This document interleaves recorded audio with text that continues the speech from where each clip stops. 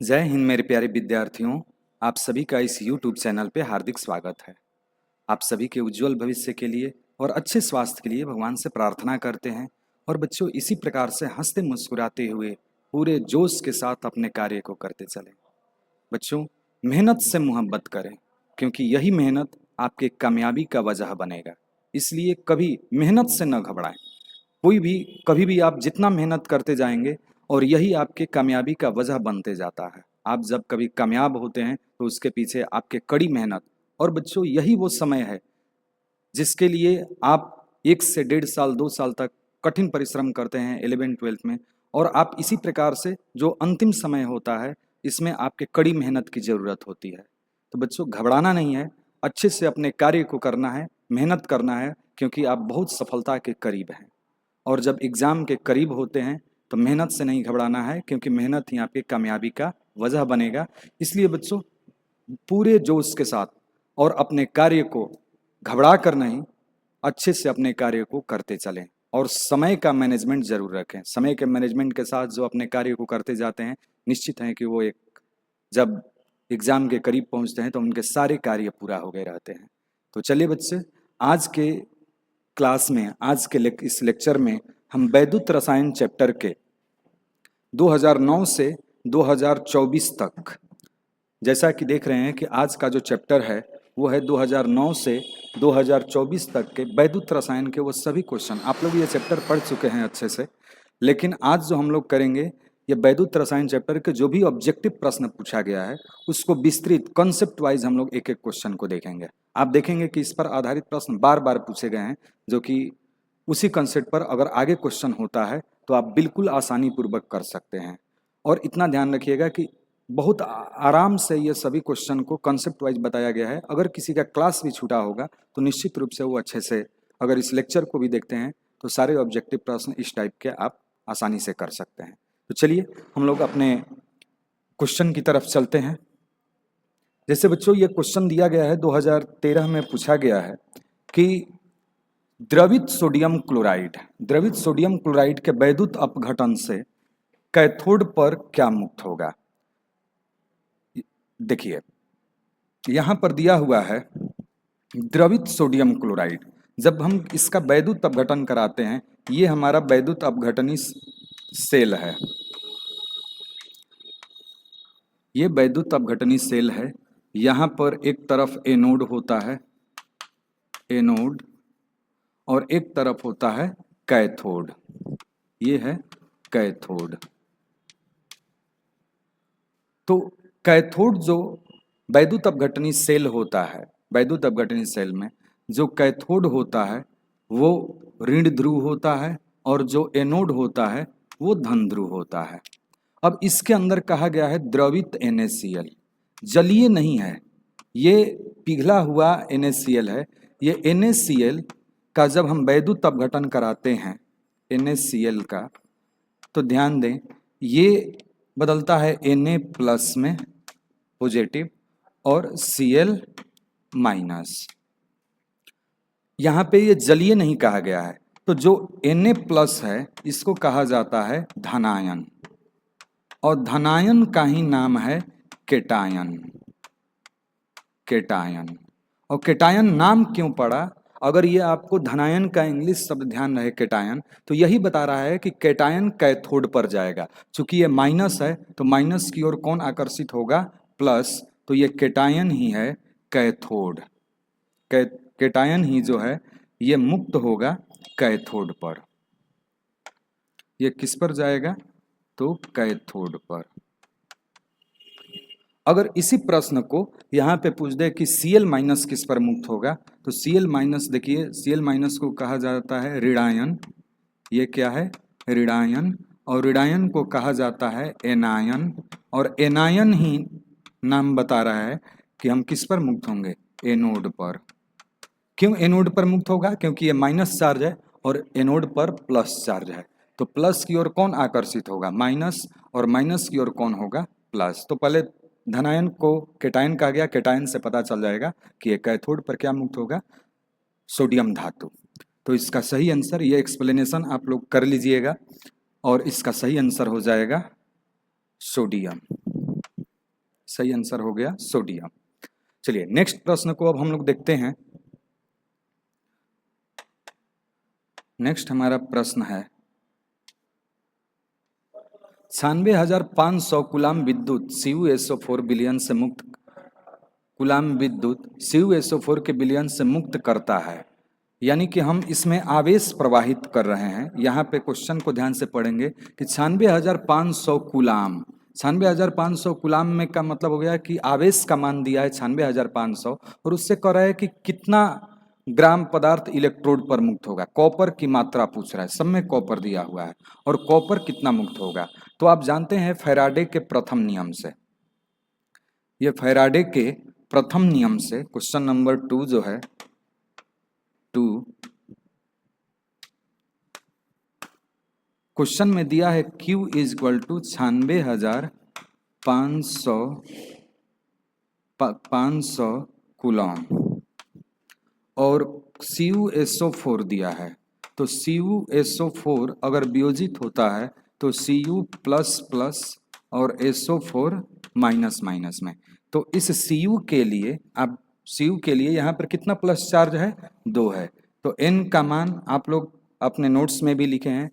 Copper के लिए N का मान 2 होता है और इसके लिए Mw का मान होता है 63.5 ग्राम प्रति मोल। अब पूछ रहा है कि इलेक्ट्रोड पर कॉपर कितना मुक्त होगा। तो फैराडे के प्रथम नियम से, फैराडे के यदि प्रथम नियम से देखें तो हमें फैराडे के प्रथम नियम से W बराबर ZQ होता है और Z का हम वहाँ पे वैल्यू पुट करें तो W बराबर आपका फार्मूला हो जाता है MW बटे में N गुने 96,500, ये Z का फार्मूला हो गया गुने Q।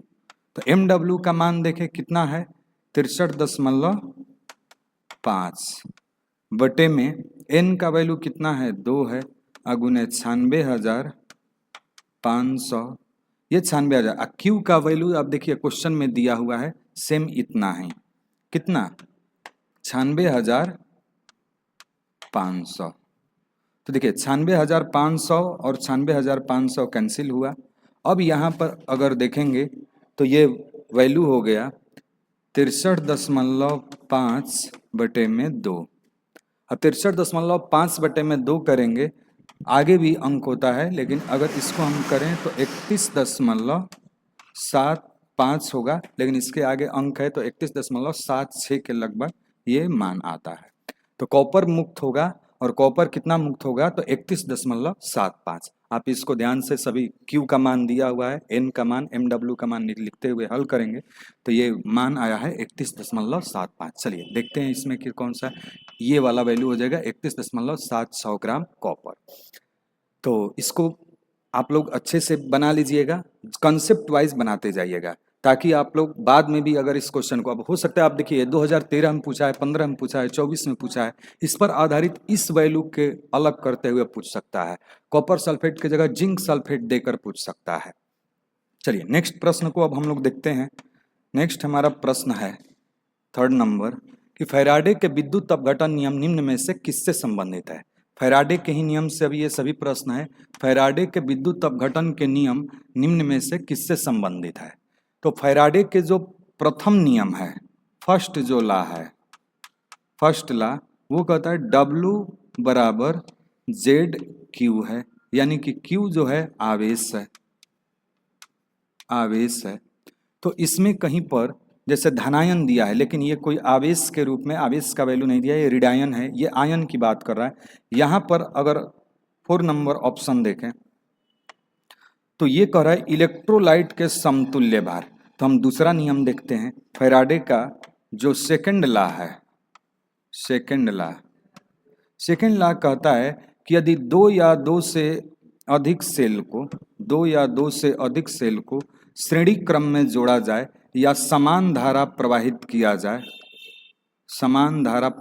जाए, तो उसके इलेक्ट्रोडों पर मुक्त पदार्थ की मात्रा, यानी दो अगर इलेक्ट्रोड हैं, W1 बटे में W2, उनके इलेक्ट्रोडों पर मुक्त पदार्थ की मात्रा इनके तुल्यांकी भार यानी E1 बटे में E2 के बराबर होगा। तो यहाँ पे E1 और E2 क्या है? तो तुल्यांकी भार है, तुल्यांकी भार। और तुल्यांकी भार को ही यहाँ पे कहा गया है समतुल्य भार, इसी को कहा गया है समतुल्य भार। तो बच्चों फर्स्ट लॉ से तो इसका निष्कर्ष नहीं निकला, लेकिन सेकंड लॉ से ये कहा जाता है कि दो या दो से अधिक सेलों को यदि श्रेणी क्रम में जोड़ा जाता है तो उसके इलेक्ट्रोडों पर मुक्त पदार्थ की मात्रा उसके तुल्यांकी भार के अनुपात में होता है।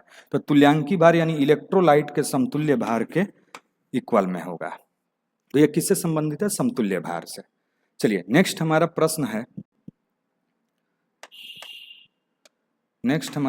है 4 नंबर। एक सेल Zn Cu का विद्युत वाहक बल 1.1 है, 1.1 वोल्ट है, इसका कैथोड है। तो जब कोई सेल विभव लिखा जाता है, जैसे यहाँ पे लिखा हुआ है ZnSO4, और ये जो डबल लाइन है ये सूचित करता है लवण सेतु को, और इस तरफ लिखा है CuSO4 और Cu। तो ध्यान रखना है कि इस केवल कैथोड एनोड पूछा है तो बहुत इजी क्वेश्चन हो गया, क्योंकि आपको पता है कि लवण सेतु के पहले जो होता है एनोड होता है और लवण सेतु के बाद जो होता है ये कैथोड होता है। तो आप इसमें भी अलग अलग ऑप्शन दिया है, इस विलयन को भी दिया है। तो ये ध्यान रखें कि ये जो विलयन है ये एक्वस होता है, ये तो इसका वैद्युत अपघट्य है, जो इलेक्ट्रोड है वो जिंक है, ये ठोस अवस्था में है, तो इसका कैथोड पूछा है। जिंक सल्फेट ये जो है वैद्युत अपघट्य है, ये विलयन है, ये भी इसमें क्या है? विलयन है, इलेक्ट्रोलाइट है, वैद्युत अपघट्य है। तो ये हो गया जिंक, हो गया एनोड, इधर का कॉपर हो गया कैथोड। तो इसका सही आंसर हो जाएगा बी ऑप्शन कॉपर। चलिए नेक्स्ट हमारा प्रश्न है, हमेशा ध्यान रखिएगा कि लवण सेतु के पहले एनोड होता है, लवण सेतु के बाद कैथोड होता है। अगर विलयन के रूप में है वैद्युत अपघट्य वो होता है, और जो ठोस अवस्था में होता है वो इधर वाला एनोड हो जाएगा, उधर वाला कैथोड हो जाएगा। चलिए नेक्स्ट हमारा प्रश्न है 5 नंबर। एक फैराडे विद्युत धारा प्रवाहित करने पर ग्राम मात्रा कर रहा है कि एक फैराडे विद्युत, क्वेश्चन है एक फैराडे विद्युत धारा। तो सबसे पहले यहीं से आपको क्वेश्चन को पकड़ना है कि एक फैराडे किसे कहते हैं। तो एक फैराडे विद्युत की वह मात्रा होती है जो किसी पदार्थ के 1 ग्राम तुल्यांक को मुक्त कराने के लिए आवश्यक होता है। सबसे पहले यहाँ पर क्वेश्चन नंबर 5 के लिए, क्वेश्चन नंबर कितना है? ये क्वेश्चन नंबर 5 है। 5 के लिए जो एक फैराडे का डिफिनीशन ध्यान रखें, क्वेश्चन नंबर 5 का एक फैराडे, एक फैराडे किसको कहते हैं? तो एक फैराडे विद्युत की वह मात्रा होती है जो इलेक्ट्रोड पर किसी पदार्थ के 1 ग्राम तुल्यांक, 1 ग्राम तुल्यांक। अब देखिए तुल्यांक हो चाहे समतुल्यांक, 1 ग्राम तुल्यांक, यहीं से क्वेश्चन बना हुआ है। 1 ग्राम तुल्यांक को मुक्त कराता है। तो इस डिफिनीशन से, इसी भाग से आपका क्वेश्चन का ऑप्शन बना हुआ है कि एक फैराडे विद्युत की वह मात्रा होती है जो 1 ग्राम, किस चीज को? सांद्रता को, तुल्यांक को, समतुल्यांक, तुल्यांक को ही कहते हैं समतुल्यांक। तो इस डेफिनेशन से निकल कर आता है कि 1 ग्राम तुल्यांक को, यानी वैद्युत रासायनिक तुल्यांक नहीं होगा, क्योंकि वैद्युत रासायनिक तुल्यांक Z होता है, और Z वैद्युत रासायनिक तुल्यांक किसे कहते हैं? तो विद्युत धारा जब 1 एम्पियर की धारा 1 सेकंड के लिए प्रवाहित करते हैं तो उसके इलेक्ट्रोड पर मुक्त पदार्थ की मात्रा को ही वैद्युत रासायनिक तुल्यांक। ये कह रहा है आधा ग्राम समतुल्यांक, तो ये भी नहीं होगा। ये कह रहा है 1 ग्राम मोल, तो ये भी नहीं होगा। तो 1 ग्राम समतुल्यांक, 1 ग्राम समतुल्यांक, ये वाला जो है इसी को कहा जा रहा है तुल्यांकी भार, तुल्यांक। तो आपका सही आंसर हो जाएगा ए ऑप्शन। ये चारों ऑप्शन, तीनों ऑप्शन नहीं होंगे। चलिए नेक्स्ट हमारा प्रश्न है, नेक्स्ट 6 नंबर हमारा प्रश्न है, सोडियम फ्लोराइड के जलीय घोल का विलयन। बहुत अच्छा क्वेश्चन, ये 2018 में। इसमें एक कंसेप्ट जरूर ध्यान रखना है, जो कि आप लोग आगे इनऑर्गेनिक में भी जानेंगे, चाहे 11th में भी आप लोग पढ़े हैं, कि हाइड्रोजन बंध कौन बनाता है। हाइड्रोजन बंध बनाने वाले जो यौगिक होते हैं वो FON, FON, fluorine, oxygen, nitrogen. तो आप देख रहे हैं कि यहाँ पर सोडियम फ्लोराइड दिया हुआ है। जब सोडियम फ्लोराइड के जलीय घोल होता है तो वास्तव में ये 6 नंबर क्वेश्चन, अलग अलग कॉन्सेप्ट दिए गए हैं, लेकिन जो सबसे सटीक और वहां तक जो इसको एक्सप्लेन किया गया है वो इनऑर्गेनिक से भी संबंधित है। क्वेश्चन नंबर कितना है? क्वेश्चन नंबर है आपका 6 नंबर। 6 नंबर क्वेश्चन में ध्यान रखें, जो NaF है ये वियोजित होगा Na+ और F-, और जो H2O है ये वियोजित होगा H+ और OH-। अब होता क्या है कि हाइड्रोजन जो है, जैसे ही हम जल में हम सोडियम फ्लोराइड को घोलेंगे, सोडियम फ्लोराइड को घोलेंगे, तो इसमें का जो फ्लोरीन है, ये जो फ्लोरीन है, क्योंकि NaF की मात्रा कम है और जल की मात्रा अधिक है, तभी तो इसका जलीय विलयन कहा गया। या जलीय विलयन का मतलब जल की मात्रा अधिक है और सोडियम फ्लोराइड की मात्रा कम है। तो इसमें होता क्या है कि फ्लोरीन जो होता है वो हाइड्रोजन बंध बनाकर ये वियोजित नहीं होता है। वास्तव में इसमें फ्लोरीन होना चाहिए, लेकिन क्यों नहीं हुआ? इसमें फ्लोरीन क्योंकि फ्लोरीन की बहुत अधिक वैद्युत ऋणात्मकता है। FON को ध्यान रखना, FON, ये जहां भी आएगा हाइड्रोजन बंध बनाने की क्षमता रखता है, और हाइड्रोजन बंध बना लेगा तो ये वियोजित नहीं होगा। इसमें फ्लोरीन सामान्यतः हाइड्रोजन बंध, इनऑर्गेनिक में भी इसका कॉन्सेप्ट आएगा। बहुत जगह पर ये जहां पे हाइड्रोजन बंध बना लेता है वहां पे अपवाद आ जाता है। हाइड्रोजन बंध जल के साथ बनाने के कारण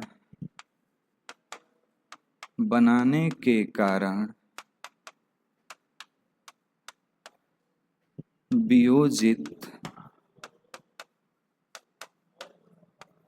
नहीं हो पाता है, अतः शेष बचे। क्योंकि अब ये बात ध्यान रखना, सोडियम फ्लोराइड कितना भी घोला गया है तो फ्लोरीन की संख्या जल के अणुओं की संख्या से कम है, क्योंकि ये विलेय है और ये विलायक है। अतः शेष बचे केवल जल के अणुओं का वियोजन हो पाता है। ऐसा क्यों हुआ? क्योंकि अगर NaCl रहता तब NaCl के साथ यह कंसेप्ट नहीं, क्योंकि क्लोरीन जो है वो हाइड्रोजन बंध नहीं बनाता है। यहाँ पे फ्लोरीन जो है हाइड्रोजन बंध बनाता है। ये क्या किया है? हाइड्रोजन बंध बनाया हुआ है। आप यहाँ पर अलग से लिख भी सकते हैं, ये क्या किया है? हाइड्रोजन बंध। हाइड्रोजन बंध एक मजबूत बंध होता है जो कि कहीं भी अगर हाइड्रोजन बंध आया तो वो अपवाद की तरह कार्य करता है। तो यहां पर जब NaF जब नहीं वियोजित हुआ तो अब वियोजित होगा केवल H2O, तो H2O H प्लस में और OH माइनस में। अब OH, अब फ्लोरीन तो वियोजित हो नहीं रहा है, तो OH जो है अंततः 1/2 O2 के रूप में मुक्त होता है, 1/2 O2 के रूप में, यानी कि एक ऑक्सीजन जो होगा इसमें, उसी को हम अगर O2 लिख रहे हैं तो यहाँ पर देखिए एक ऑक्सीजन परमाणु है, अगर यहाँ पे 2 किया गया तो इसमें हम हाफ किए, और ये जो हाइड्रोजन है ये भी H2 के रूप में मुक्त होगा, हाफ H2 के रूप में। तो वास्तव में जो इस पर मुक्त होने वाला है हाइड्रोजन और ऑक्सीजन। हाइड्रोजन जो होगा H प्लस जो होगा ये कैटायन है तो कैथोड पर, और ये जो होगा एनायन है तो एनोड पर, यानी ऑक्सीजन एनोड पर और हाइड्रोजन कैथोड पर। यह कंसेप्ट जरूर ध्यान रखिएगा, हाइड्रोजन बंध के कारण हुआ है। तो इसका सही आंसर हो जाएगा ऑक्सीजन तथा हाइड्रोजन। ये 2018 का प्रश्न है। ये अपवाद स्वरूप इसमें NaCl के कंसेप्ट पर नहीं होगा। वैद्युत रासायनिक श्रेणी के ऊपर नीचे अगर देखा जाए तो सब ये NaCl के जगह पे NaF है, तो चूंकि वहां पे क्लोरीन हाइड्रोजन बंध नहीं बनाता है, यहाँ पे फ्लोरीन जो है हाइड्रोजन बंध बनाता है, उसके कारण ये अपवाद हुआ है। चलिए नेक्स्ट हमारा जो प्रश्न है 7 नंबर,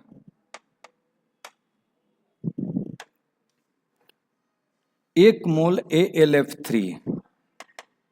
एक चीज ध्यान रखें, जब भी एक मोल की बात आए, एक मोल Al3 प्लस दिया हुआ है कि एल्युमिनियम को अपचयन के लिए कितने आवेश, तो एक मोल के लिए एक मोल, लेकिन ध्यान रखना है एक मोल के ही संदर्भ में यह सूत्र लगता है। एक मोल के स्थिति में Q बराबर NF होता है, कितना आवेश मुक्त होगा। तो यहाँ पर N का मान, ये इससे आप देखिए यहाँ पे कितना प्लस चार्ज है, तो 3 प्लस चार्ज है, और फैराडे F क्या है, फैराडे है, तो एक फैराडे का मान है 96,500। अब इससे हम मल्टीप्लाई करते हैं तो ये मान आएगा 289,500। अब यहाँ पर देखेंगे तो यहाँ पे इस रूप में कोई भी आवेश का मान नहीं दिया हुआ है। तो अगर हम यहाँ से 5 अंक 1 2 3 4 5 अंक अंदर हम दशमलव को लेकर जाएं, 5 अंक दशमलव को अंदर लेकर जाएं, तो ये हमारा दशमलव में मान हो जाएगा 2.895 गुने 10 के पावर 5 कूलम, 2.895 गुने 10 के पावर 5 कूलम। तो ये आपका सही आंसर हो जाएगा। चलिए नेक्स्ट हमारा प्रश्न है, इसको लेकिन ये स्थिति ध्यान रखिएगा, ये सूत्र एक मोल के स्थिति में लगता है। अब एक मोल की स्थिति में कैसे लगता है, ये फैराडे के प्रथम नियम से ही आया है। चलिए नेक्स्ट हमारा प्रश्न है 8 नंबर, बिजली के एक फैराडे, ये तो डायरेक्ट क्वेश्चन है, एक फैराडे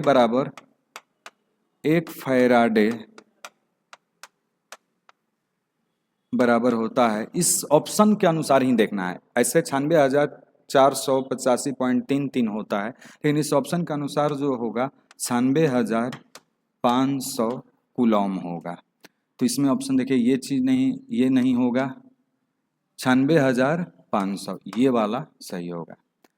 ये 95 दिया है, ये 96,000 दिया है, तो 96,500 एक फैराडे बराबर ये वैल्यू है। नेक्स्ट हमारा प्रश्न है 9 नंबर, NaCl के जलीय विलयन। हाँ, अब यहाँ पे प्रश्न है NaCl के जलीय विलयन। 9 नंबर है, NaCl के जलीय विलयन का वैद्युत अपघटन कराते हैं तो निम्नलिखित में से कौन सा मुक्त होगा निम्नलिखित कैथोड पर, किस पर पूछा है, कैथोड पर कौन सा मुक्त होगा। तो चलिए देखते हैं। 9 नंबर क्वेश्चन है हमारा कि NaCl का जलीय विलयन करा, यानी कि यहाँ पर NaCl का भी वैद्युत अपघटन हुआ, Na प्लस और Cl माइनस, और जल का भी हुआ यानी H2O का, तो H प्लस और OH माइनस। अब देखिए फ्लोरीन की यहाँ पे स्थिति नहीं है, फ्लोरीन रहता तो फ्लोरीन मुक्त ही नहीं होता क्योंकि वो हाइड्रोजन बंध बना लेता। कैथोड पर केटायन मुक्त होता है, ये दोनों क्या हैं, केटायन हैं, केटायन। और केटायन किस पर मुक्त होता है, कैथोड पर, कैथोड पर। और एनायन किस पर मुक्त होता है, तो एनोड पर।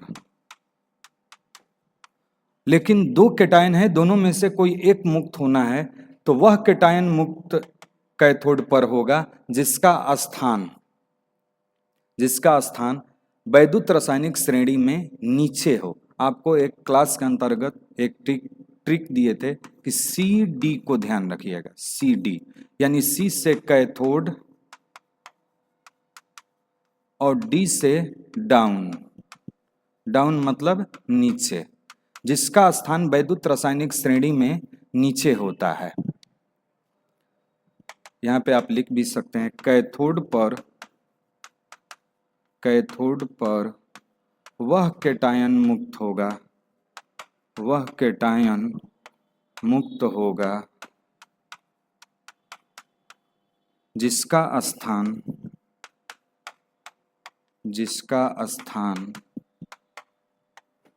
ECS में, ECS यानी इलेक्ट्रोकेमिकल सीरीज में अपेक्षाकृत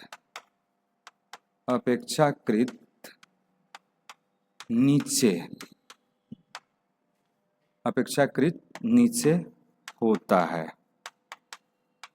तो ECS में आप देखेंगे, आप लोगों को याद भी करवाए हैं, लीक बा का नाम अगर एलेन जानकर फेंक दी कोबाल्ट निकेल संग लेड।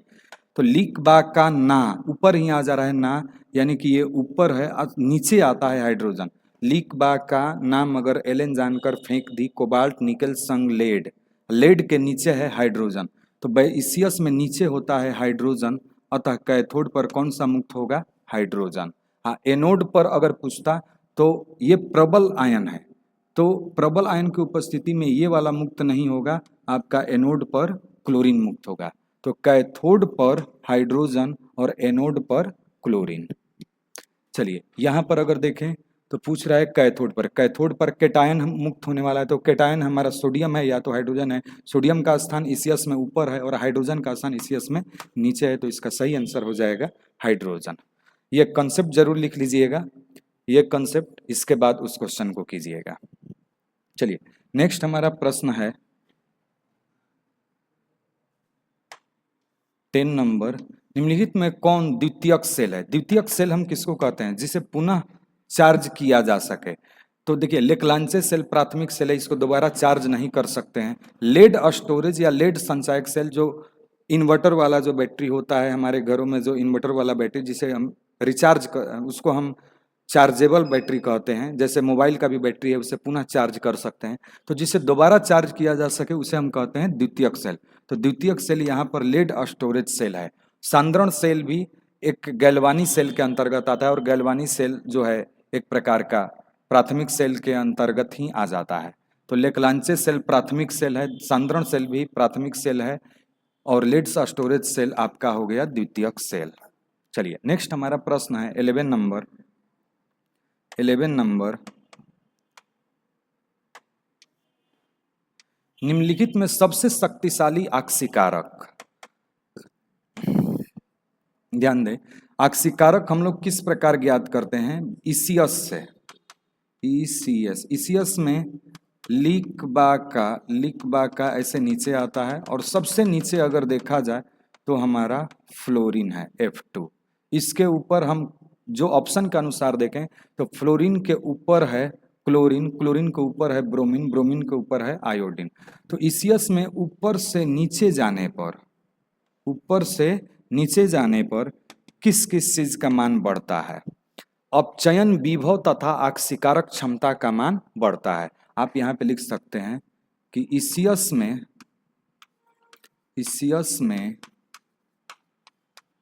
ऊपर से नीचे जाने पर, यह क्वेश्चन 2-3 बार पूछा है, जाने पर अपचयन विभव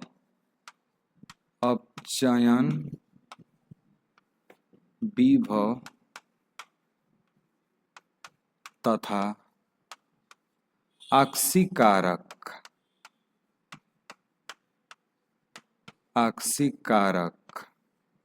क्षमता बढ़ता है। ईसीएस में ऊपर से नीचे जाने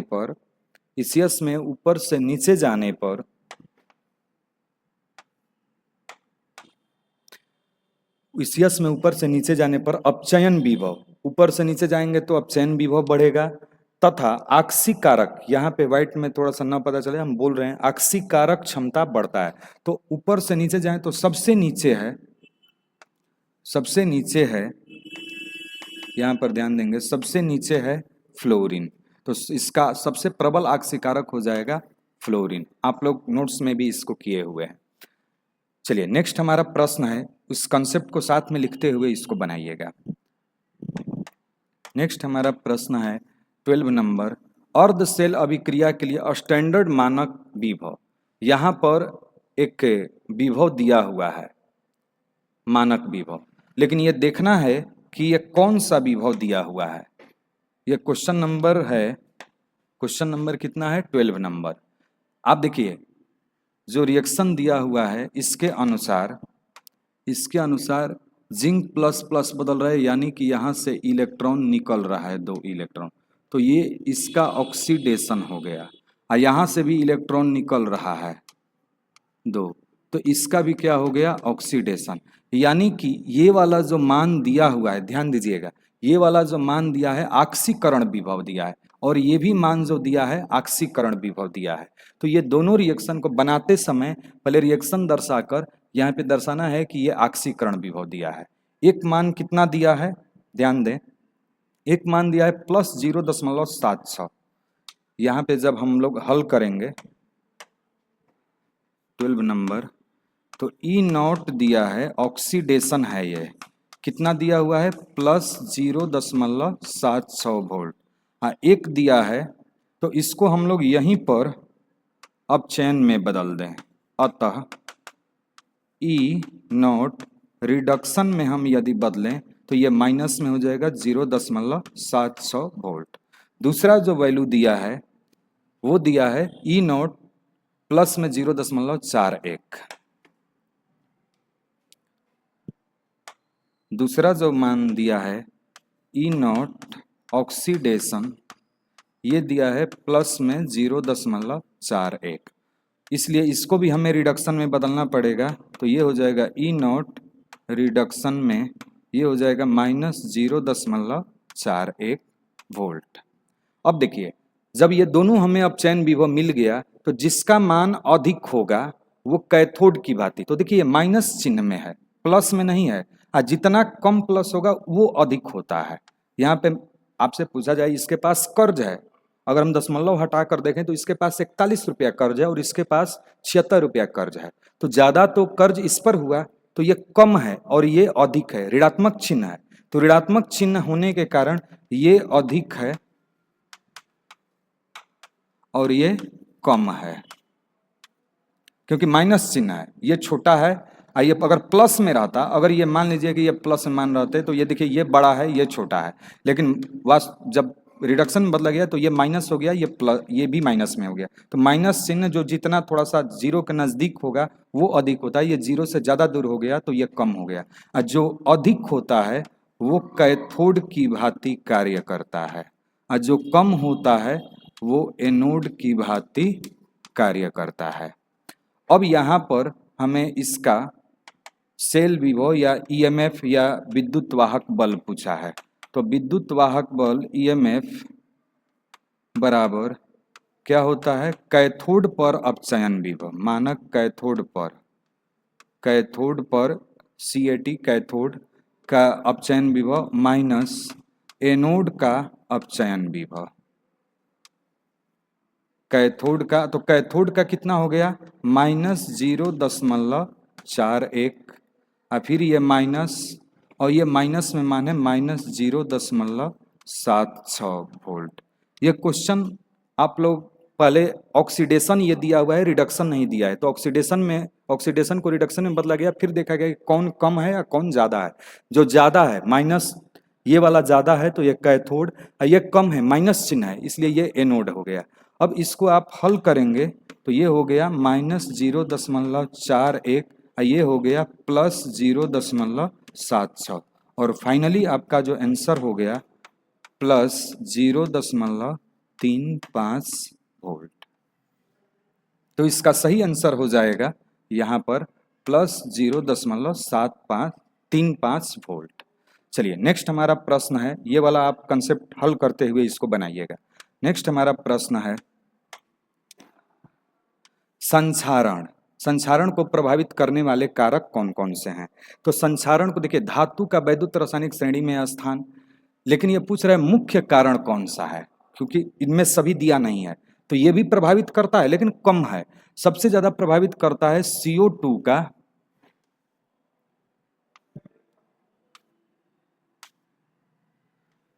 संक्षारण को प्रभावित करने वाले धातु को वैद्युत रासायनिक श्रेणी में स्थान, ये भी करता है लेकिन कम करता है CO2 के जल में उपस्थिति। आप जानते हैं कि जहां पे आपको संक्षारण क्रिया बताए थे, एक जगह एनोड था, एक जगह कैथोड था। अब बीच में वैद्युत रासायनिक वैद्युत अपघट्य की भांति इसमें CO2 प्लस H2O मिलकर इसका वैद्युत अपघट्य बना रहे थे H2CO3। तो किसके द्वारा प्रभावित हुआ है? CO2 प्लस H2 यानी CO2 के जल में उपस्थिति। तो इसका सही आंसर हो जाएगा CO2 के जल में उपस्थिति। चलिए नेक्स्ट हमारा प्रश्न है 14 नंबर। 14 नंबर के लिए ये देखिए, एक पहले एक पैराग्राफ दिया, इसको पढ़कर और इसके क्वेश्चन को करना है। देखिए एक बार ध्यान से पढ़िए। फ्यूल सेल, फ्यूल सेल यानी कि ईंधन सेल वैद्युत सेल है जिसमें कि रासायनिक ऊर्जा को विद्युत ऊर्जा में परिवर्तित होता है। सबसे उत्तम फ्यूल सेल, फ्यूल मतलब ईंधन सेल, H2O2 फ्यूल सेल है जिसे बेकन सेल कहा जाता है। इसका उपयोग मिशन में, अपोलो मिशन यहाँ पे नाम है, वो टाइपिंग छूटा हुआ है, अपोलो मिशन में वैद्युत शक्ति के लिए किया गया था। यह फ्यूल सेल प्रदूषण मुक्त है। यह फ्यूल सेल क्या है? प्रदूषण मुक्त है। और इसी से बाबू अब आपको क्वेश्चन देखना है। इसी से अब क्वेश्चन देखिए। पहला जो क्वेश्चन है, अपोलो मिशन में उपयुक्त सेल। अपोलो मिशन में कौन से सेल का प्रयोग किया गया था? तो अपोलो मिशन में कौन सा? लेक्लांचे सेल नहीं था, डेनियल सेल नहीं था, वोल्टिक सेल नहीं था, बेकन सेल। अभी उसमें आप ऊपर पैराग्राफ पढ़ेंगे तो यहाँ पे देखेंगे कि जो अपोलो मिशन था, अपोलो मिशन, उसमें जो सेल का प्रयोग किया गया था वो बेकन सेल था। चलिए नेक्स्ट प्रश्न हम देखते हैं। नेक्स्ट हमारा प्रश्न है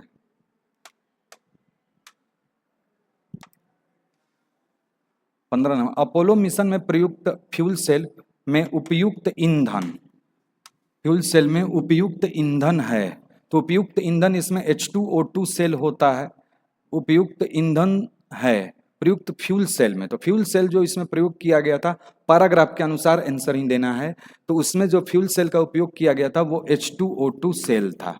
आप H2O2 सेल का फिगर आप लोग अपने नोट्स में बनाए हैं। इधर से एक तरफ से O2 गैस प्रवाहित होता है, एक तरफ से H2। O2 बल्कि इधर था, अगर O2 इधर करे तो ये कैथोड हो जाएगा, जिधर से H2 प्रवाहित होगा वो एनोड हो जाएगा। इसका सही आंसर हो जाएगा H2O2 सेल। नेक्स्ट हमारा प्रश्न है, नेक्स्ट 16 नंबर जो प्रश्न है, स्पेस में फ्यूल सेल को दूसरे शक्ति उत्पादक की तुलना में श्रेयकर माना गया है क्योंकि ये प्रदूषण मुक्त होता है। उच्च दक्षता, प्रदूषण मुक्त, कम भार। तो सबसे 16 नंबर 17 LiCl NaCl और KCl के विलयन, LiCl NaCl KCl विलयन के अनंत अनुता पर समतुल्यांक की सुचालकता को बताना है। सुचालकता को बताने के लिए देखिए, सुचालकता जो होता है इसको हम लोग अलग देखें। जो भी प्रश्न है, चालकता जो होता है ये समानुपाती है आयनिक बंध प्रबलता। आयन जितना ही आयनिक बंध जिस रूप में होंगे वो उतना ही प्रबल उसकी चालकता होगा। आयनिक बंध प्रबलता। अब आयनिक बंध प्रबलता किससे निकलता है? तो ये होता है वैद्युत ऋणात्मकता में अंतर से। वैद्युत ऋणात्मकता में अंतर। वैद्युत ऋणात्मकता में अंतर। अब वैद्युत ऋणात्मकता में अंतर देखा जाए तो हमारे पास 3 ऑप्शन दिया गया है। LiCl, एक है NaCl और एक है KCl। अब देखिए, आपको ध्यान होगा वैद्युत ऋणात्मकता आप लोगों को एकदम अच्छे से ध्यान रहता है। 1, 1.5, 2, 2.5, 3, 3.5, 4 और फ्लोरीन का 4 हो जाता है। उसके नीचे क्लोरीन है, तो हम क्लोरीन तो सब में है, तो क्लोरीन को हम जो भी मानेंगे वो मान कांस्टेंट होगा। इसको हम मान लेते हैं 3.5, ये भी इसको मान लेते हैं 3.5। फ्लोरीन का 4 है तो इसका हो गया 3.5। हाँ, अब लिथियम से तो शुरुआत ही है, तो लिथियम का 1, ये प्रथम वर्ग के सभी तत्व हैं। लिथियम के नीचे सोडियम के नीचे पोटेशियम है। तो लिथियम का जो वैद्युत ऋणात्मकता होता है वो 1.0, सोडियम का होता है 0.9 और इसका होता है 0.8। यानी कि इसको हम लिखे लिथियम का 1.0, सोडियम का हो गया 0.9 और इसका हो गया 0.8। अब हमें तीनों का अंतर मिला लेना है।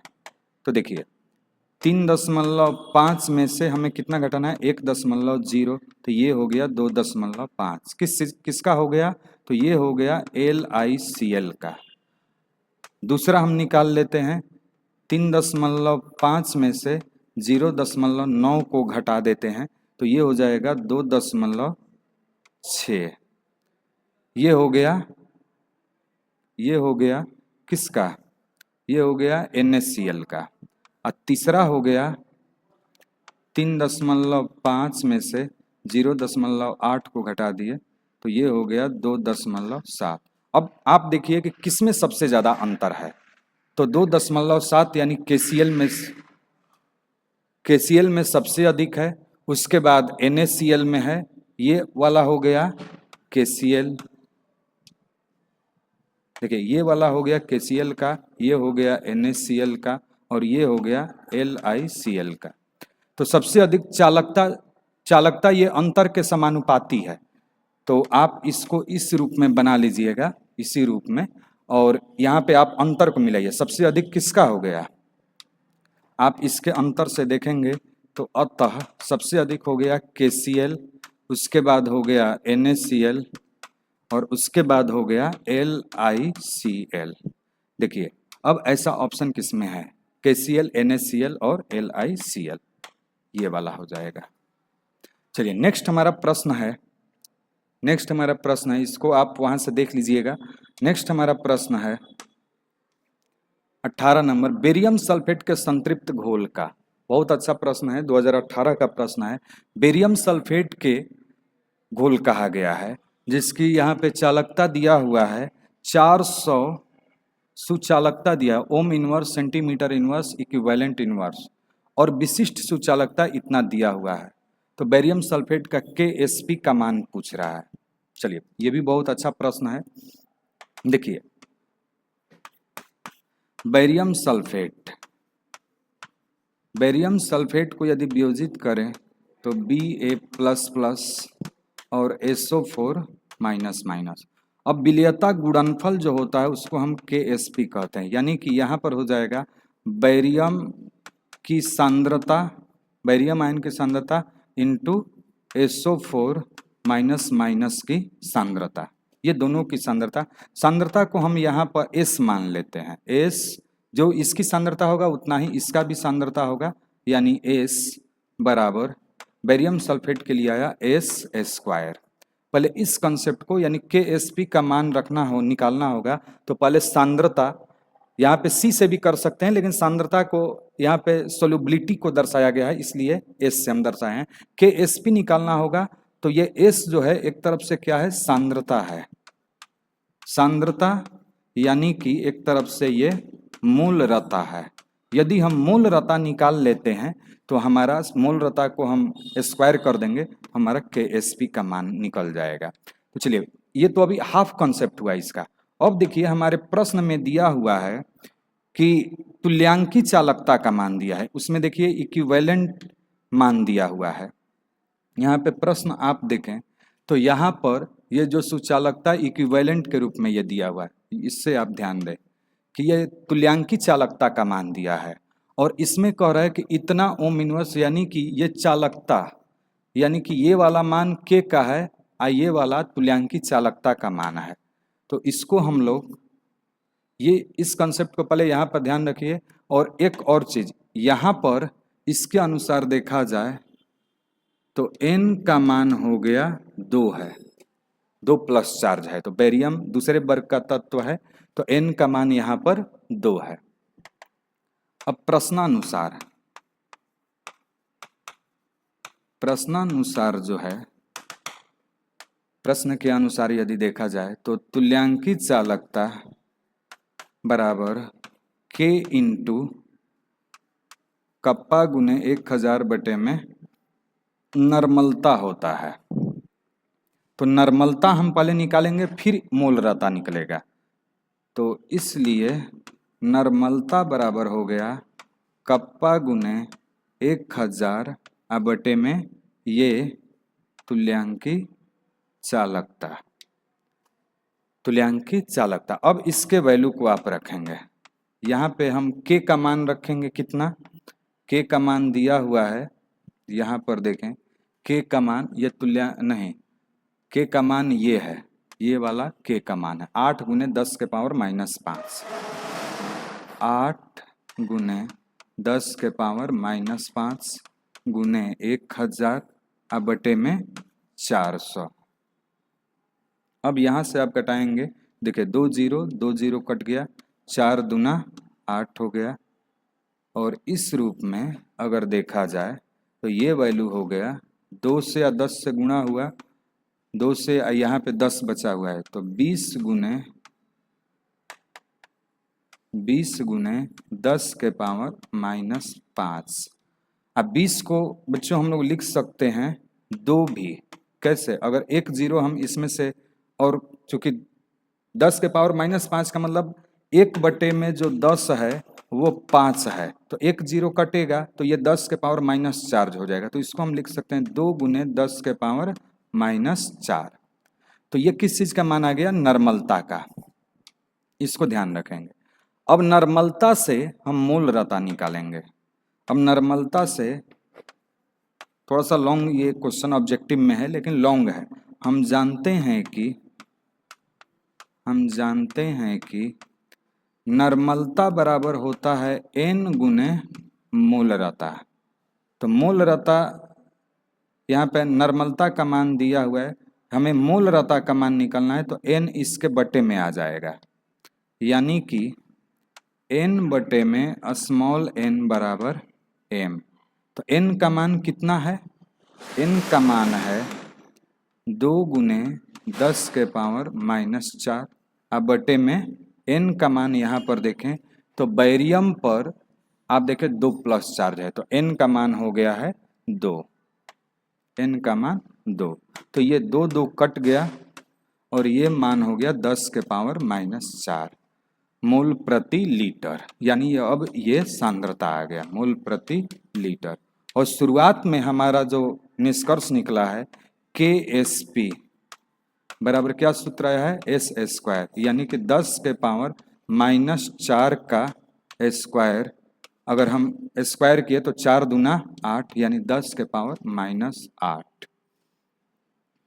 तो इसका सही आंसर हो जाएगा 10 के पावर -8।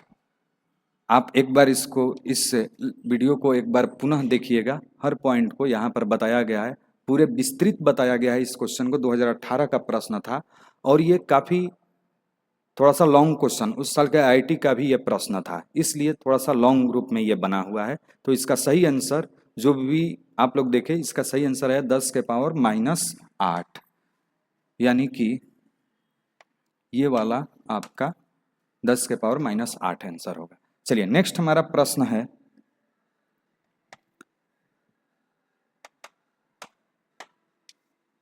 उन्नीस नंबर में कौन विलयन विद्युत का संचालन करता है? तो विद्युत के संचालन करने वाला कौन सा होता है? वैद्युत अनअपघट्य यानी नॉन इलेक्ट्रोलाइट, यह है वैद्युत अपघट्य। वैद्युत अपघट्य जैसे NaCl ही है, तो NaCl ये क्या है? वैद्युत अपघट्य। इसमें जैसे ही धारा प्रवाहित करेंगे Na+ हो जाएगा और Cl- हो जाएगा, तो ये जो है वैद्युत अपघट्य है। तो वैद्युत अपघट्य जो होता है ये विलयन से विद्युत का संचालन करता है, तो सही आंसर हो जाएगा वैद्युत अपघट्य। नेक्स्ट हमारा प्रश्न है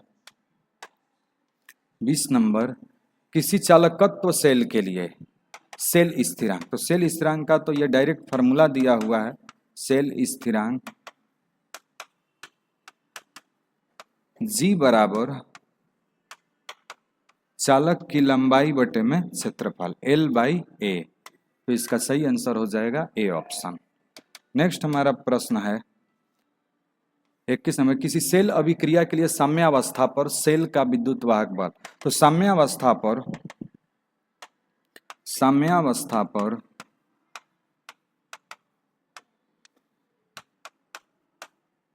कैथोड तथा एनोड पर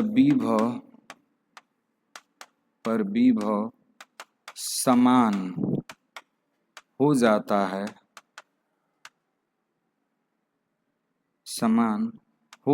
है,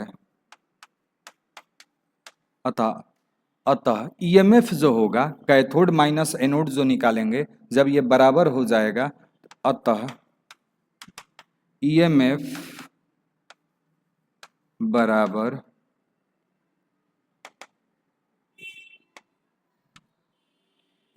बराबर शून्य हो जाएगा। तो इसका सही आंसर शून्य। नेक्स्ट हमारा प्रश्न है 22।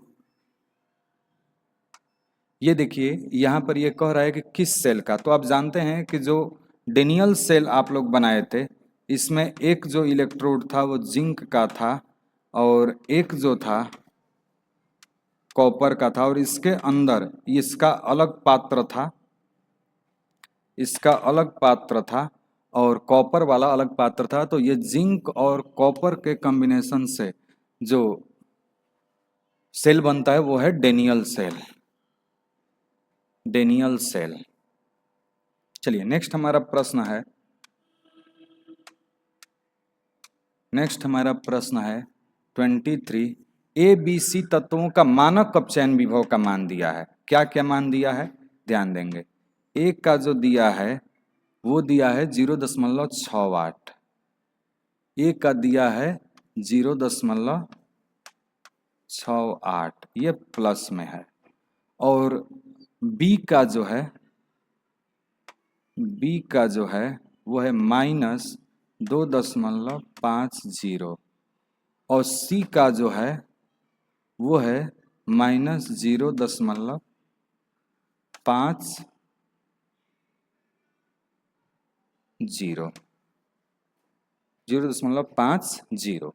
अब कह रहा है कि उनकी अपचयन शक्ति यानी अपचयन विभव का मान पूछ रहा है।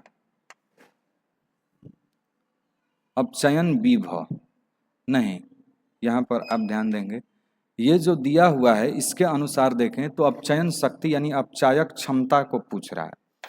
अपचायक क्षमता। तो अपचायक क्षमता क्या होता है कि अपचयन विभव, ये अपचयन विभव का मान दिया है, अपचयन विभव अपचयन विभव का मान घटने के साथ साथ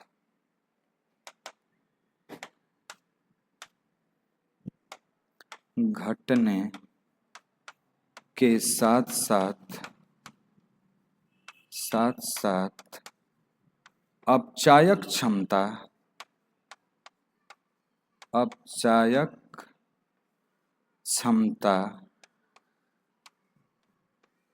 बढ़ता है। अपचयन विभव के उल्टा होता है अपचायक क्षमता, यानी कि जो सबसे कम जिसका अपचयन विभव है। तो देखिए ये तो प्लस में है तो ये तो सबसे अधिक हो गया, ये वाला माइनस में है और माइनस इसके पास ज्यादा है, -2.50 है, तो सबसे कम आपका बी हो गया। उसके थोड़ा सा अधिक हुआ सी और सबसे अधिक है आपका ए अपचयन विभव। तो अपचयन विभव का ये क्रम हो गया। तो सबसे अधिक जो सबसे कम है अपचयन विभव, सबसे कम अपचयन विभव किसका है? बी का, क्योंकि सबसे ज्यादा ये ऋणात्मक चिन्ह है। तो ऋणात्मक चिन्ह -2.50 है तो यह सबसे कम अपचयन विभव है। तो सबसे अधिक इसका अपचायक क्षमता हो जाएगा। तो अपचायक क्षमता देखें बी, तो आपको यहीं पे दिख रहा है बी। इसके बाद कौन सा होगा? इससे थोड़ा सा अधिक है सी, यानी कि ये भी माइनस में है लेकिन इससे कम माइनस में है।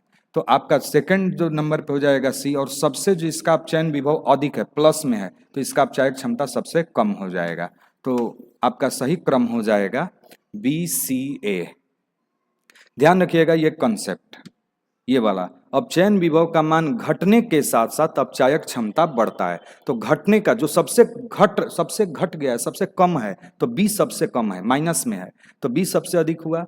उसके बाद सी का माइनस में है इसलिए सी हुआ, और सबसे जो आप प्लस में ये देख रहे हैं तो इसका अपचयन विभव सबसे अधिक है तो इसका अपचायक क्षमता सबसे कम हो गया है। तो इसका सही आंसर हो जाएगा डी। चलिए नेक्स्ट हमारा प्रश्न है 24। गैल्वानिक सेल में एनोड होता है। तो गैल्वानिक सेल में एक वैद्युत रासायनिक सेल है। वैद्युत रासायनिक सेल में 2 इलेक्ट्रोड होते हैं, 2 अलग अलग पात्र में ये होते हैं, और एनोड पर ऑक्सीडेशन होता है। तो ऑक्सीडेशन हुआ तो इसमें इलेक्ट्रॉन का त्याग होता है, इसके चारों तरफ इलेक्ट्रॉन जमा होगा, और जब इलेक्ट्रॉन जमा होगा तो ये माइनस चिन्ह को करेगा। तो वैद्युत रासायनिक सेल में एनोड जो होता है ऋणात्मक होता है, और कैथोड जो हुआ, कैथोड, इस पर रिडक्शन होता है, और रिडक्शन हुआ तो ये जो होता है प्लस में होता है। कैथोड इसमें पॉजिटिव चार्ज धन ध्रुव की बात कार्य करता है, और ये एनोड जो होता है ऋण ध्रुव की। गैल्वानी सेल एक वैद्युत रासायनिक सेल है, और वैद्युत रासायनिक सेल में आप जानते हैं वैद्युत अपघटनी सेल के उल्टा होता है। यही अगर वैद्युत अपघटनी सेल रहता तो एनोड जो होता है प्लस होता है, और कैथोड जो होता है ऋण होता है। लेकिन वैद्युत रासायनिक सेल में ये क्या है? वैद्युत रासायनिक सेल है। अगर ये कंसेप्ट ध्यान रहे तो आप तुरंत पहचान लेंगे गैल्वानी सेल में एनोड क्या होता है। तो एनोड क्या होता है? ऋण ध्रुव, यानी कि ऋणात्मक। कैथोड जो होता है धनात्मक होता है। इसमें वैद्युत रासायनिक सेल में उल्टा होता है। नेक्स्ट हमारा प्रश्न है 25 कि जब लेड संचायक सेल को चार्ज किया जाता है, देखिए बहुत अच्छा क्वेश्चन है, कि चार्ज किया जाता है तो निम्नलिखित में क्या होता है? लेड डाई ऑक्साइड घुलता है, H2SO4 पुनः उत्पन्न होता है, लेड इलेक्ट्रोड के ऊपर लेड सल्फेट का परत जमा हो जाता है, गंधकाम्ल का सांद्रण घट जाता है। तो ध्यान दें, देखिए लेड संचायक सेल में क्या होता है? लेड संचायक सेल में जो एनोड होता है, एनोड जो होता है वो लेड का बना होता है। ये क्या है? जो एनोड होता है, इसके साथ में होता है कैथोड जो कि PbO2 होता है। ये क्या है? कैथोड है, कैथोड। और इसमें हम वैद्युत अपघट्य लेते हैं H2SO4, और जब रिएक्शन होता है तो ये बदलता है Pb जो होता है ये PbSO4 में बदलता है, PbSO4। अब चूंकि देखिए यहाँ पर एक Pb है, एक Pb यहाँ पर है, तो 2 Pb हो गया, तो इसको हम 2 PbSO4 कर दिए। और 2 PbSO4 किए तो संतुलित करने के लिए इसको हमें 2 करना पड़ेगा। अब यहाँ पे 2 O2 है, 2 4H2 है, तो यहाँ पे हो गया 2H2O, 2H2O। अब जब इसको चार्ज करते हैं तो चार्जिंग पोजीशन में ये अभिक्रिया उल्टा होगा। चार्जिंग के दौरान ऐसे होगा, चार्जिंग के दौरान अभिक्रिया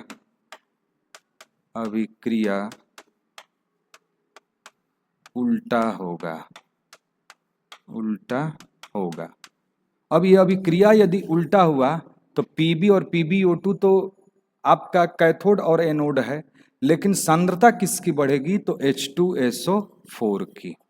यानी कि अगर प्रश्न में अगर दिया है कि अगर H2SO4 की सांद्रता बढ़ेगा या जमा होगा, तो आपका आंसर हो जाएगा H2SO4। चार्जिंग के दौरान H2SO4 लेड संचायक सेल में इसकी मात्रा बढ़ेगी।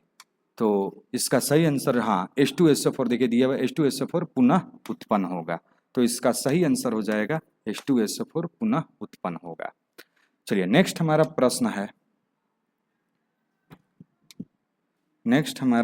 है निम्नलिखित अभिक्रिया के लिए मानक इलेक्ट्रोड विभव का मान 25 डिग्री सेल्सियस पे पूछा जा रहा है। देखिए ये तो क्वेश्चन दिया हुआ है और इसमें आप देखेंगे कि पहले ये इलेक्ट्रॉन ग्रहण किया हुआ है, तो स्वाभाविक सी बात है कि ये रिडक्शन हुआ है, त्याग नहीं हुआ है। इसने 2 इलेक्ट्रॉन ग्रहण किया हुआ है, Ag+Sn दिया हुआ है, इधर इसमें कोई परिवर्तन है नहीं, तो ये भी मान रिडक्शन ही है। तो रिडक्शन जब है तो स्वाभाविक सी बात है कि यहाँ पे जो मान दिया हुआ है ये रिडक्शन पोटेंशियल दिया हुआ है, और रिडक्शन पोटेंशियल यहाँ पे 0.8 लिखा है, तो हम उसको 0.80 वोल्ट मान सकते हैं। तो अगला जो हमारा प्रश्न है, अगला जो है उसमें रिडक्शन पोटेंशियल ई रेड एक दिया है, यानी रिडक्शन पोटेंशियल मानक जो है वो प्लस में कितना दिया है? प्लस में 0.8 दिया है, प्लस 0.8 दिया है, तो हम इसको 80, क्योंकि दशमलव के बाद 0 करने से कोई दिक्कत नहीं, 0.80 वोल्ट।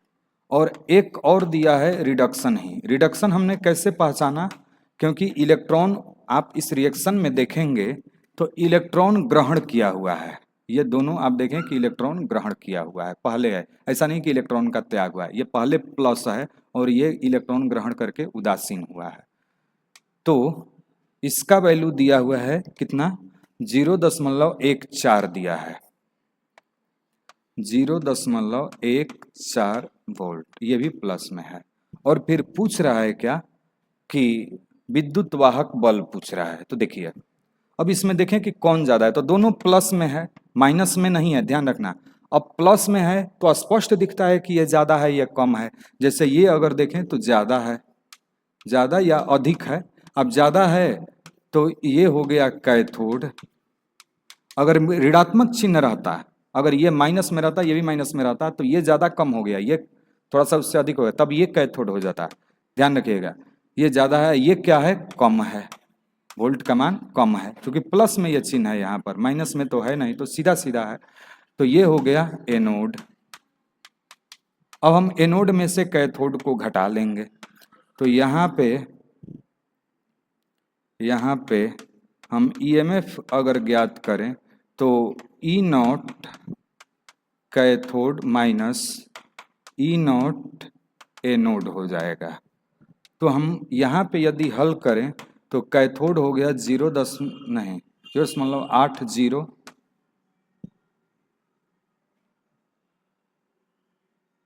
दोनों मान यहाँ पर देखें, दोनों मान माइनस में दिया है, नहीं माइनस में तो 0.14 दिया है, सॉरी, यहाँ पर ये वाला मान माइनस में है, तब भी कोई दिक्कत नहीं है। प्लस में है तो कैथोड ज़्यादा है, या माइनस में है तो एनोड अभी भी है, तो ये माइनस चिन्ह एनोड हो जाएगा -0.14।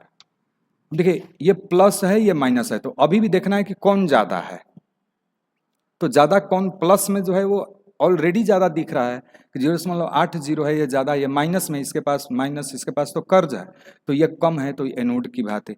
अब इसको आप जब हल करेंगे तो 0.80 माइनस माइनस प्लस 0.14 बराबर 0.94 वोल्ट।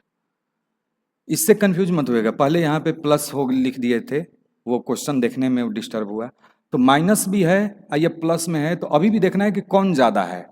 तो ज़्यादा कौन है, चूंकि रिडक्शन में हमें देखना है, तो ज़्यादा आपका प्लस वाला मान है, तो ये कैथोड हो गया। ये माइनस में है तो ये कम है, आपका एनोड हो गया।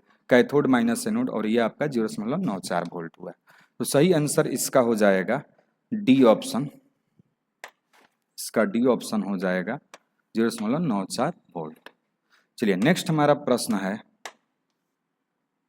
27 नंबर। हाइड्रोजन ऑक्सीजन सेल निम्नलिखित में से किस तरह का सेल है? तो हाइड्रोजन ऑक्सीजन सेल एक ईंधन सेल है। चलिए ये वाला ऑप्शन हो गया ईंधन सेल। एक लास्ट क्वेश्चन अब हम लोग का बचा है, जो कि 2024 का ही क्वेश्चन शायद है। ए बी सी डी धातुओं का मानक इलेक्ट्रोड विभव दिया हुआ है। मानक इलेक्ट्रोड विभव का मतलब अपचयन विभव ये दिया हुआ है। अपचयन विभव ये माइनस में है, ये माइनस में वोल्ट। इनमें से किस धातु का अवकरण क्षमता, अवकरण क्षमता का मतलब हो गया अपचायक, अपचायक क्षमता। तो अपचायक क्षमता किसका अधिक होगा? जिसका अपचयन विभव का मान सबसे कम होगा। तो देखिए क्रमशः ये अब चिन्ह देखना है कि ये क्रमशः इसके साथ यदि माइनस है तो सबसे कम तो ये हो गया, इसके बाद आपका कम ये वाला हो गया। अगर माइनस चिन्ह है तो यहाँ पे टाइपिंग मिस्टेक हो सकता है। अगर यहाँ पे प्लस हुआ तब तो सबसे कम ये है। चलिए हम इसको हम एक ग्रुप में मानते हुए कर रहे हैं कि यहाँ पर जो है माइनस चिन्ह क्रमशः